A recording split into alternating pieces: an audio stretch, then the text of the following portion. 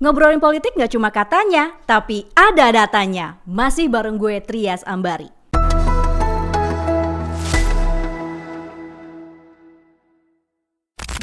Banjir dan longsor yang melanda Sumatera meninggalkan luka yang masih belum sembuh. Hingga hari ini masih banyak warga yang bertahan di pengungsian. Mereka kehilangan rumah, kehilangan mata pencaharian, bahkan kehilangan orang yang mereka cintai.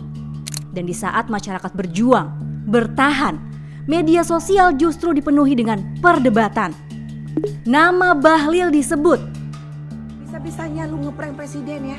Bisa-bisanya lu ngeprank presiden, lu bilang hidup lampunya udah berapa persen ini hidup. Tai lu Bahlul. Pemerintah disorot dan ujungnya semua mata terarah ke Presiden Prabowo.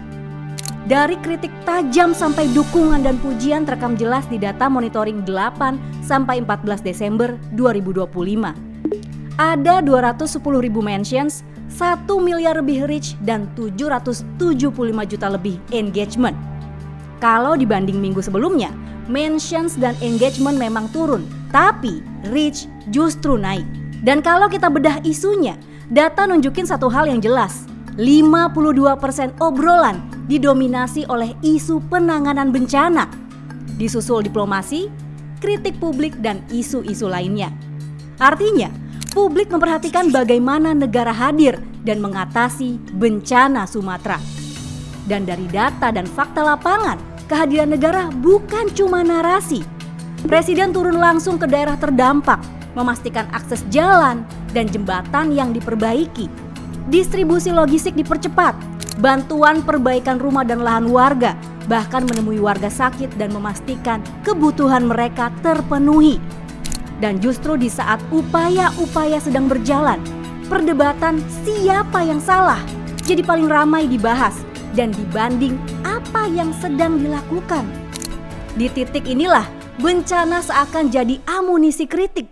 Bencana dikaitkan dengan kebijakan dan akhirnya dibenturkan dengan kepemimpinan Prabowo Subianto. Bencana Sumatera mendominasi 52% obrolan publik. Amunisi kritik muncul dari kontroversi laporan Menteri ESDM Bahlil Lahadalia.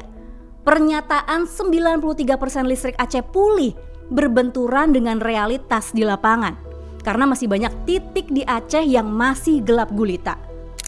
Publik merasa Presiden Prabowo mendapatkan laporan yang dipercantik, jadi seolah-olah diprank anak buahnya sendiri. Walaupun akhirnya Bahlil minta maaf dan mengakui listrik Aceh hingga saat ini belum pulih sepenuhnya, kemudian ada narasi tenda pengungsian baru dipasang jelang kedatangan Prabowo dan seolah-olah ini untuk kepentingan pencitraan. Narasi ini rame digoreng di media sosial dan jadi serangan ke pemerintah. BNPB bantah dan klarifikasi kalau tenda darurat butuh waktu. Prosesnya dilakukan 24 jam agar warga menempati pengungsian yang lebih layak. Ada juga soal kritik tajam, soal deforestasi dan kepemilikan kebun sawit. Kerusakan hutan di Sumatera adalah akibat dari kebijakan negara. Bahkan tuntutan pemberhentian Bupati Aceh Selatan Mirwan yang umroh saat bencana. Semua isu dibenturkan ke Presiden Prabowo dan hasilnya dalam waktu singkat kekecewaan muncul. Disgas jadi yang tertinggi sebesar 32,3%, disusul admiration atau kekaguman 27,7%, lalu anger, sadness, joy, dan juga fear. Dari data kita bisa melihat kekecewaan naik, tapi di saat yang sama rasa kagum publik ke Presiden Prabowo juga masih tinggi. Sama seperti minggu lalu, platform X atau Twitter jadi ruang diskusi panas. Obrolan soal Prabowo mendominasi sebesar 66,58%. Narasi yang konfrontatif dan provokatif paling disukai di X. Pembahasannya ada dari ngaku wartawan dan sekarang dilarang nulis berita negatif pemerintah. Ada yang bahas soal pengumpulan donasi harus izin pemerintah. Sampai polemik dokter koas versus dokter TNI di daerah bencana. Sementara itu platform lainnya kasih gambaran yang berbeda. TikTok 11,76%, disusul portal berita, YouTube, Instagram, dan juga Facebook. Menariknya, minggu ini platform TikTok dan YouTube jadi sumber berita netral. Di tengah perdebatan di media sosial, data monitoring Reportika menunjukkan apresiasi publik ke Presiden Prabowo. Bukan lewat pidato atau konferensi pers, tapi hadir langsung di tengah-tengah korban bencana. Kunjungan langsung ke Aceh Tamiang dan Langkat, momen viral saat Prabowo memeluk dan mengelap keringat anak yang sakit di posko pengungsian, perintah tegas untuk memerangi illegal logging di Sumatera.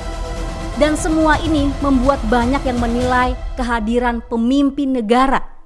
Dan gak berhenti di situ. Momen diplomasi juga disambut positif oleh publik.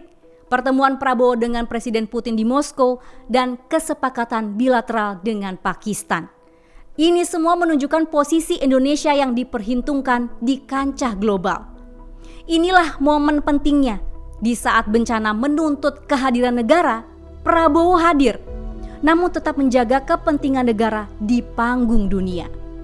Dan menurut kalian, dalam kondisi seperti ini, apa yang paling penting buat kita nilai? Narasinya atau kinerja nyata di lapangan? Drop pendapat lo di kolom komentar. Jangan lupa like, share, dan juga subscribe. Politik cepat berubah, opini bisa kemana-mana, tapi kalau analisis akurat, ya pakai data Reportika. Bye.